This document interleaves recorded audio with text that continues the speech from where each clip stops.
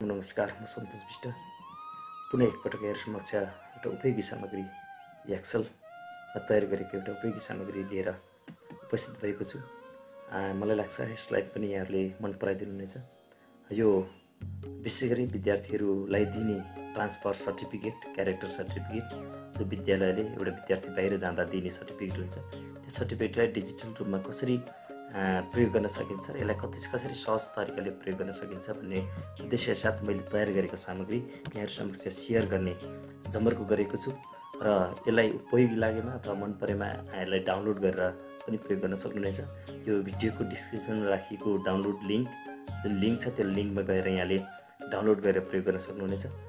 यो भिडियो अन्तिमसम्म हेर्नु होला। यसलाई सरसर्ती प्रयोग गर्ने तरिका र यसका टेक्निकल एररका कुराहरू कसरी हुन्छ, ती कुराहरू सबै कुराहरू म शेयर गर्ने अनुमति चाहन्छु र अन्तिममा यसलाई कसरी डाउनलोड गर्ने, कसरी प्रयोग गर्ने सम्मका कुराहरू यहाँहरुलाई शेयर गर्ने अनुमति चाहन्छु।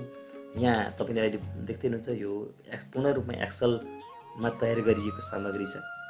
यो पहिलो होम ट्याब छ। यो होम ट्याबमा विद्यालयको विवरण भन्ने देख्दै हुनुहुन्छ। यो पहिलो ट्याब होम ट्याब र दोस्रो ट्याबमा मैले इन्ट्री स्टुडेन्टको जसको सर्टिफिकेट बनाइदिन्छ त्यो विद्यार्थीको इन्ट्री फर्म विवरण, विद्यार्थीको विवरण भर्ने इन्ट्री फर्म बनाएको छु र सर्टिफिकेटको लागि जति चाहिन्छ त्यही विवरणहरू जस्तो स्टुडेन्टको नाम, फादर्स नेम, मदर्स नेम, एड्रेसका कुराहरू, पास इयर, सर्टिफिकेटमा चाहिने जति पनि विवरण छ त्यो विवरणहरू मैले यो इन्ट्री फर्ममा राखेको छु र सर्टिफिकेट त्यो इन्ट्री फर्ममा विद्यार्थीको विवरण भरिसकेपछि सर्टिफिकेट क्रिएट हुने यो डिजाइन तयार गरेको छु। यो एक्सेलमै तयार गरेको सामग्री हो। त्यसैगरी मैले डिजाइन सर्टिफिकेटको डिजाइन दुईटा डिजाइन तयार गरेको छु। यो मुख्य उद्देश्य चाहिँ कुनै विद्यार्थीको नाम अथवा प्यारेन्ट्सको नाम अलिकति लामो हुन सक्छ र त्यो लामो विद्यार्थीहरू प्यारेन्ट्सहरूको नामको लागि मैले डिजाइन अनमा राखेको छु। यो सर्टिफिकेटबाटै डाउन प्रिन्ट गर्न सक्नुहुनेछ।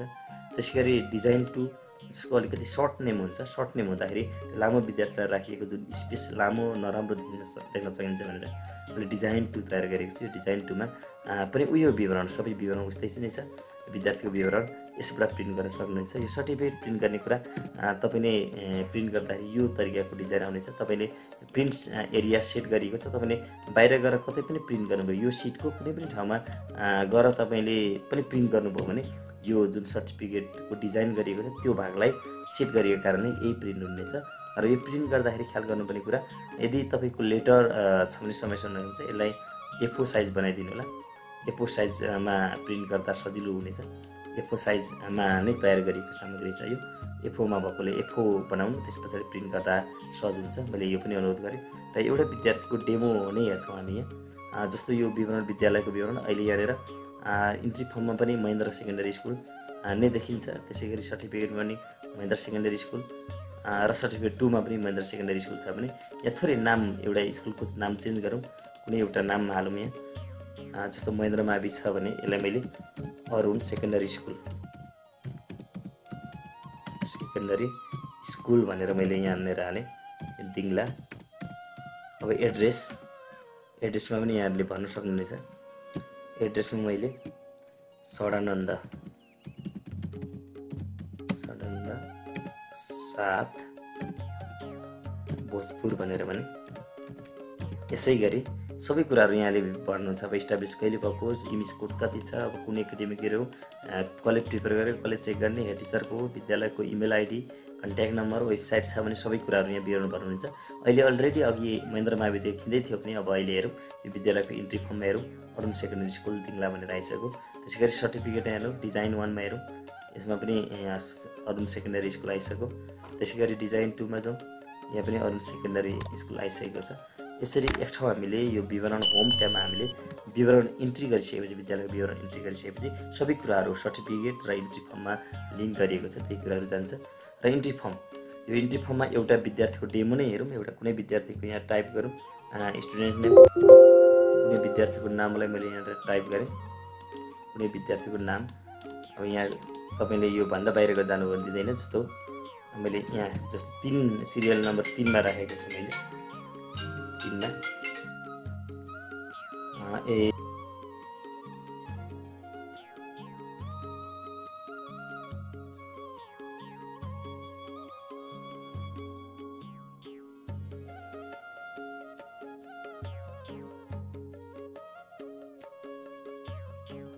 प्रिन्ट गरिदिनु भयो भने सहज तरिका छ। अब यहाँनिर प्रब्लम के हुनसक्छ भने जो यो इन्ट्री फर्म छ, इन्ट्री फर्ममा चाहिँ अब अहिले यहाँनिर 50 सम्म छ। तपाईँ यो 50 भन्दा यो जुन टेबल छ यो टेबलभन्दा बाहिर गर्दा केही इन्ट्री गर्न सक्नुहुन्न, त्यो खालि सेट गरिएको छ। तपाईँलाई यहाँनिर विद्यार्थी 50,000 सम्म मात्रै छ, 100 जना अथवा 50,000 भन्दा माथि हुनसक्छ। त्यस्तो कन्डिसनमा तपाईँले केही नगर्ने लेफ्ट ह्यान्डमा राइट क्लिक गरेपछि तपाईँले इन्सर्ट भन्ने आउँछ। कति चाहिने हो यो इन्सर्ट गरिदिनु होला, यहाँले कति चाहिने हो त्यो अनुसारको इन्सर्ट गरिदिनु होला। एकैचोटि यसरी सेलेक्ट गरेर कति चाहिने हो त्यो अनुसारको इन्सर्ट एकैचोटि पनि गर्न सक्नुहुन्छ, झ्याम्मै भयो। र यो सिरियल नम्बर चाहिँ यहाँले सरर तानिदिनु होला, सिरियल नम्बर ड्र्याग गरेर तान्दा पनि भयो। यो सिरियल नम्बर मिलेको छैन भने पनि भरे बिग्रन सक्छ। अहिले 58 सम्म भयो। 58 मा कुनै विद्यार्थी जस्तो राम भन्ने हालौँ, राम, बुवाको नाम श्याम, आमा सीता, केही हुनसक्छ। यो विवरण मैले 58 मा राखेको छु। अब सर्टिफिकेटमा हेरौँ, यहाँ होमबाट पनि जान सकिन्छ, तलको ट्याबबाट पनि जान सकिन्छ। जस्तो यहाँनिर मैले 58 हाने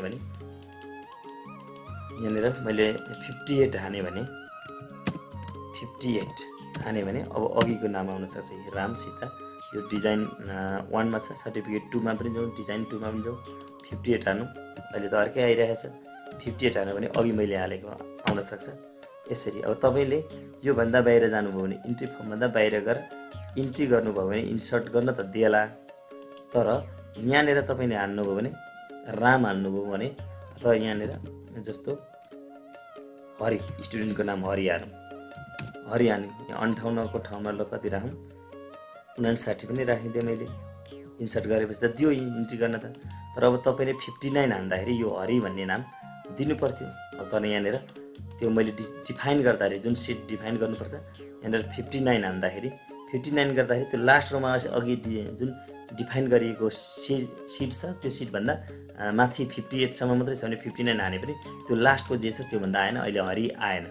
त्यसले गर्दा तपाईँले त्यो जुन डिफाइन भएको सिट छ, जुन मैले यहाँ सेलेक्ट गरेको जुन छ बोर्डर लगाएको, त्यो भित्र नै कतै गरेर तपाईँले राइट क्लिक गरेर इन्ट्री गर्नु र यो बोर्डर आउनु पर्यो तपाईँले इन्ट्री गर्दा, अनि मात्रै डिफाइन सिट उसले चिन्नेछ, नत्र भने त्यो नआउन सक्छ। त्यसले गर्दा यो कुरालाई ध्यान दिनु होला, तपाईँले इजिली युज गर्न सक्नुहुन्छ। र अब यस पछाडि म यहाँहरू समक्ष यसलाई कसरी चाहिँ प्रयोग गर्ने त, जस्तो लिङ्क जुन डिस्क्रिप्सनमा राखेको भिडियोको डिस्क्रिप्सनमा राखिएको लिङ्क यही खाले लिङ्क हुन्छ र यो लिङ्क तपाईँले त्यहीँ क्लिक गर्दा पनि हुन्छ, अथवा तपाईँले त्यसलाई कपी गरेर हामीले एड्रेस बारमा हामीले कपी गरेर राख्थ्यौँ र इन्टर हान्दियौँ भने अब यो खुल्नेछ, त्यही विवरण खुल्नेछ। र यो खुलिसकेपछि तपाईँले डाउनलोड गर्ने त यहाँ माथि देख्नुहुन्न कतै पनि डाउनलोड गर्ने छैन, यहाँनिर कतै छैन। डाउनलोड गर्ने, यो फाइल डाउनलोड गर्नलाई फाइलभित्र जानुहुनेछ र फाइलभित्र डाउनलोड भन्ने छ। डाउनलोडभित्र विभिन्न फर्मेटहरू छन्। अब के फर्मेट हो त, हामीले एक्सल हो, एक्सल फर्मेट तपाईँले डाउनलोड गरिदिने। डाउनलोड गरिसकेपछि यहाँनिर डाउनलोड भएको देखाउनेछ र यो डाउनलोड भइसकेपछि अहिले मैले जसरी देखाएको छ त्यही तरिकाले यो सामग्री प्रयोग गर्न सक्नुहुनेछ। यदि कुनै पनि समस्या भयो भने यहाँ सम्पर्क नम्बर यहीँनिर देखेको छ, सम्पर्क नम्बर पनि छ, इमेल आइडी पनि छ, यहाँहरूले इमेल गर्न सक्नुहुनेछ अथवा फोन पनि गर्न सक्नुहुनेछ। सकेसम्म यहाँहरूलाई सहयोग गर्ने म प्रयत्न गर्नेछु र फेरि पुनः यस्तै सामग्री लिएर यहाँहरू समक्ष आउनेछु। अहिलेलाई यहाँहरू समक्ष बिदा हुन्छु। हस्त, धन्यवाद।